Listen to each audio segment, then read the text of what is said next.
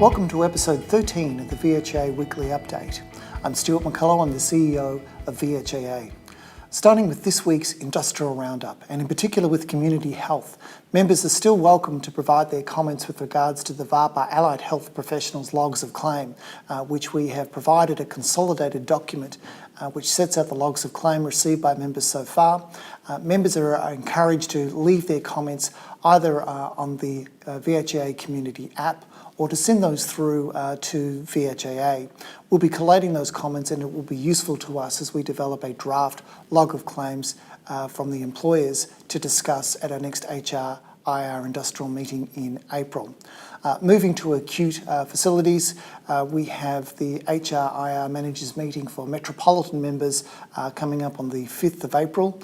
After that, we also have the overarching reference group meeting, which will be conducted with some people meeting in the room and some regional members participating through GoToMeeting. If you have interest in participating in those processes, don't hesitate to contact VHIA. On the 6th of April, we have the next of our regional forums, in fact the last of our regional forums for this round in Sale. We'll be conducting those again in September of this year. On the 7th of April, we have a bargaining meeting with the AMA as we continue to work our way through the log of claims. And coming up, we also have our appearance at the Safe Patient Care Act Task Force Review coming up on the 18th of April. Members are encouraged to provide any feedback they have with regards to the other submissions, in particular those submissions that have been made by the ANMF. That's it for this week's Industrial Update.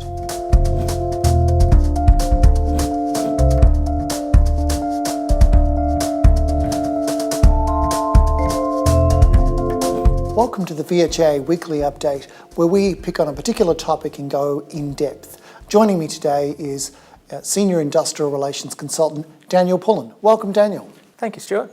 Now, Daniel, you've been here before, you know how it works. Would you be kind enough to reveal this week's subject by lifting up and revealing the contents underneath the box? Of course.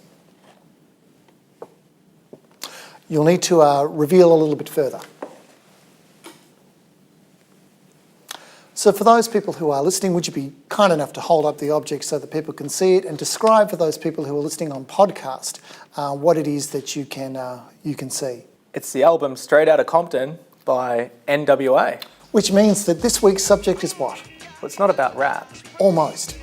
In 1988, NWA released their debut album. The members of NWA included Ice Cube, DJ Yella, MC Ren, Eazy-E, but perhaps most memorably of all, my favourite doctor, Dr. Dre. So this week's subject is doctors. So we yet to receive a log of claims from NWA, but we have received a log of claims from the AMA, is that correct? That's correct. And I guess it would be fair to describe a log of claims where people outline what it is they're seeking for an enterprise agreement, or to put it in Dr. Dre terms, they're expressing with their full capabilities, but they're not living in correctional facilities. Is that fair enough to say? That's fair enough to say. We would say that a log of claims is a good opportunity to express yourself. Indeed. And on that delightful segue, could you take us through some of the themes that arise from the AMA's log of claims for doctors in training and for specialists? Of course. The log of claims from the AMA details is separated into 4 parts.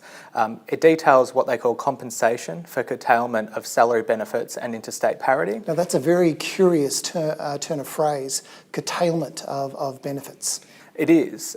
In short, it appears that the AMA want to be their members to be compensated for their financial loss as a result of changes to the fringe benefit tax. So in terms of FBT, of course, is a much shorter way of saying curtailment of entitlements as such. It is. So this is an interesting one where it's the claim that dare not speak its name. Correct. And in terms of the interstate parity, which state has been identified? The AMA identified states along the eastern seaboard, which could be anywhere from Queensland down through to New South Wales. It doesn't limit it, but they didn't want to mention Tasmania. No Tasmania, no South Australia. So the process of elimination, I guess, suggests that we have a few states to look at potentially, but we're yet to receive that kind of detail. Correct. And in terms of the other themes that stretch across this particular log of claims? Safe work and ensuring quality. They want to align the EBA with improvements in technology and subsequent changes to clinical decision making, namely with respect to online telephone consultation and also with the improvement of safe hours of work clause. One of the things that really struck me with regards to the AMA log is the fact that it refers to innovation in a way that has been a rarity in this round of enterprise bargaining. So it's great that a major union is turning its mind to the impact of innovation in terms of its members and the way in which their members work. And it is great with a number of our major metropolitan health services in particular moving to electronic medical records throughout the life of the agreement. Not just the metros. I think some of our regional hospitals. I think the new Bendigo Hospital relies on digitised medical records as well. But it seems that innovation is certainly a key thing, and it's good to see that the enterprise agreements are engaging with it. It is welcoming. And in terms of the safe work component, that is also a bit of a theme with regards to this log of claims. Just in terms of the nature of the claim there. So the AMA are looking for the improvement of safe hours of work.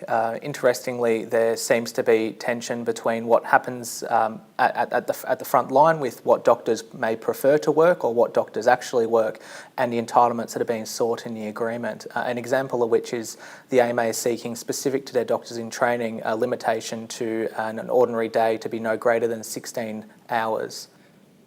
It sounds strange when you put it that way, which suggests that the current way it works is very different to our other agreements, and it'll be an interesting conversation to have. One of the other items that's a feature of their log of claims is respecting vocational contribution. That does sound like a reference to Mike's skills, but I understand that that's not the case. Look, it's not the case. It talks mainly around credentialing and scope of practice. The AMA are concerned that, especially with their VMO members that work at a number of health services, they need to go through the process of credentialing and scope of practice at each health service. The AMA is seeking to have that aligned where if a doctor can identify or produce evidence that suggests that they have credentialing or scope of practice from a list of hospitals, that they would be seen as preferable and wouldn't have to go through a credentialing or scope of practice process at a new health service within a set time frame. It's interesting, that raises some potentially challenging quality issues. It does. The challenge would be where do you draw the line as to what health services are, maybe your health services are preferred for the provision of scope of practice and credentialing and which health services are not. Well, in effect, it's very difficult to distinguish. Do you distinguish it on particular skills?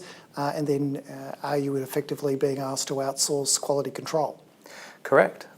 And in terms of some of the other agreement entitlements, some of the things that feature in the AMA log are things that we have dealt with in other agreements and are familiar to members already.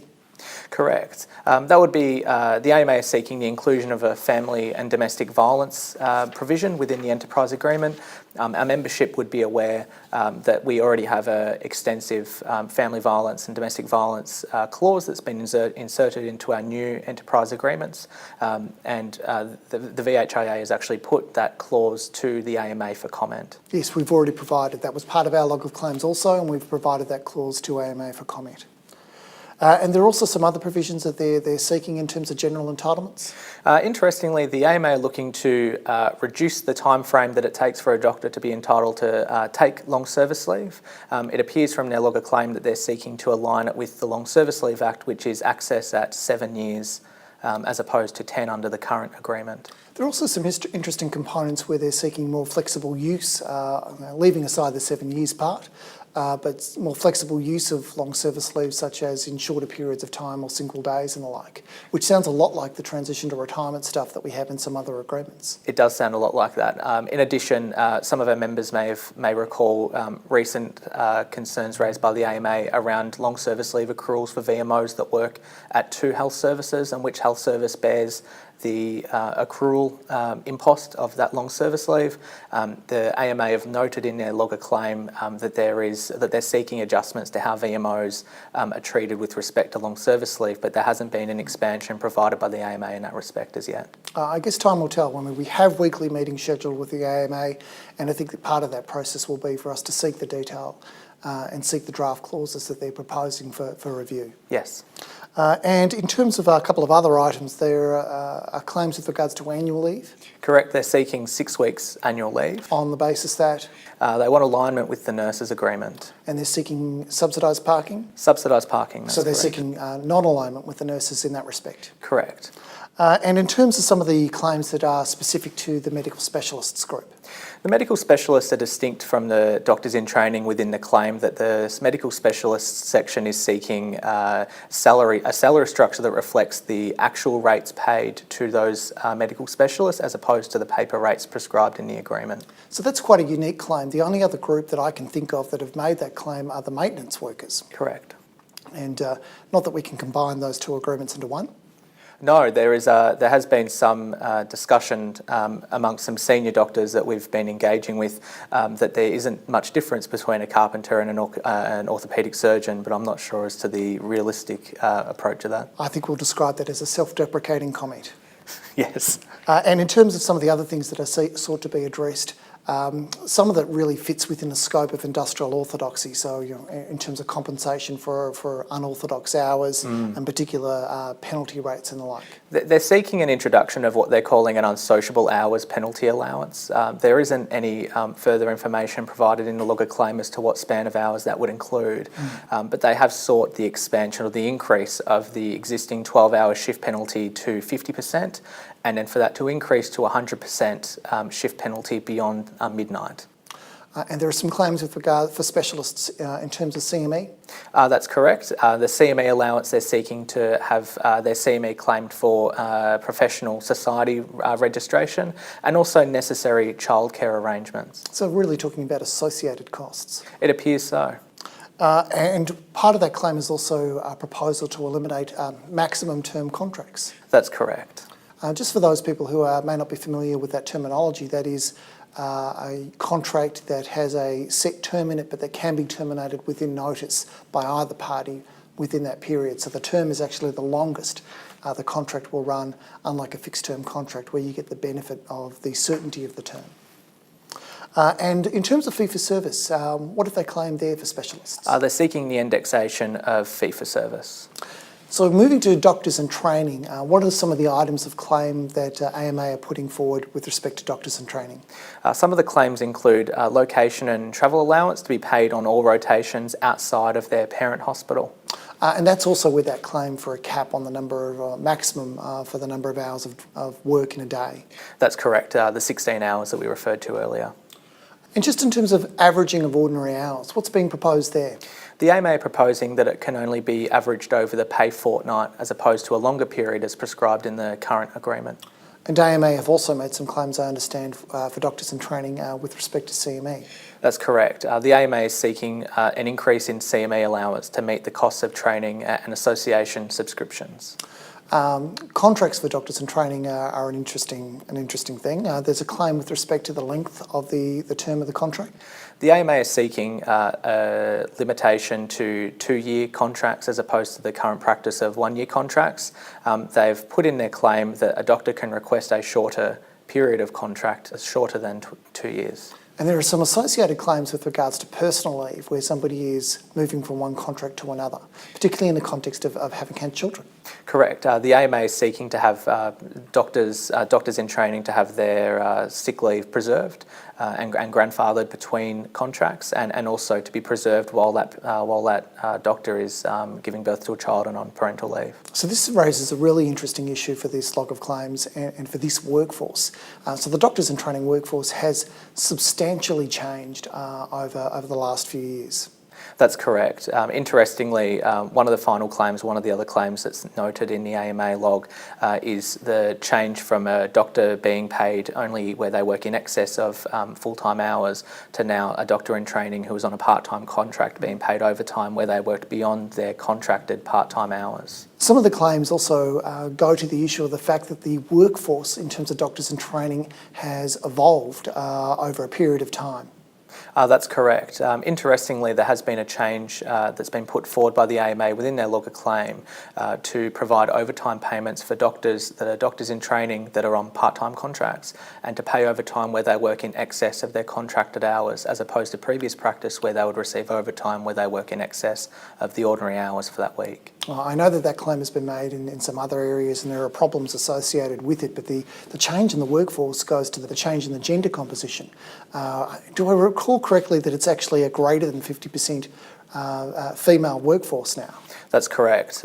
The feedback has been that the interns especially are predominantly female. So I think one of the really interesting questions for this agreement, and I think it'll be quite challenging for everyone, is to consider to what extent the terms and conditions for doctors in training are unsympathetic to the fact of the change in the balance of the workforce. How do we ensure that the agreement operates in a way so as to not discriminate against people who have parental responsibilities who are on parental leave, which is going to require, I think, a bit of a new way of thinking. I agree, and it's great timing as well for that to be dealt with. Now, just in terms of, just to remind people with regards to wage increases and government policy. So the government policy currently is the increases of 2.5% per annum for an agreement of 4 years in length, with the opportunity for it to be increased by 0.5% to a total of 3% per annum upon the agreement of a service delivery partnership plan or an arrangement of a similar nature. It's interesting, given that the AMA has identified innovation and the extent to which that can support a service delivery partnership plan. Certainly there seem to be a range of opportunities to ensure that that is quite useful and meaningful. I agree. Interestingly, above what the AMA have put forward, it's been suggested in our log to the AMA that there could be some adoption of best practice with respect to absenteeism, improving discharge arrangements, and also improving patient satisfaction as well. And just in terms of the things that we've done to date in responding to that claim, because we've put in a log which is quite specific and quite targeted and really is a distillation of the things that we have done with previous agreements over the past 12 months. What have we done and what have we provided to the AMA to date? So we've met with the AMA and representatives of the Department of Health and Human Services on a number of occasions to date. Within those meetings, we provided the AMA a copy of some draft clauses that we've utilised from previous modern agreements and utilised those to, give effect to the clauses that we're seeking to be included in the AMA clause around family violence leave, transition to retirement, organisational change. So I think one of the issues, we've prepared a document that has all the claims in it, and I think one of the challenges will be just to make sure that the parties keep progressing through and exchanging clauses that represent their claims in a quick and efficient manner. Just in terms of what people can expect in terms of the other activities that are occurring at the moment. So the VHIA, like we have in recent EBA bargaining rounds, have developed a reference group with representation from metropolitan, rural and regional health services.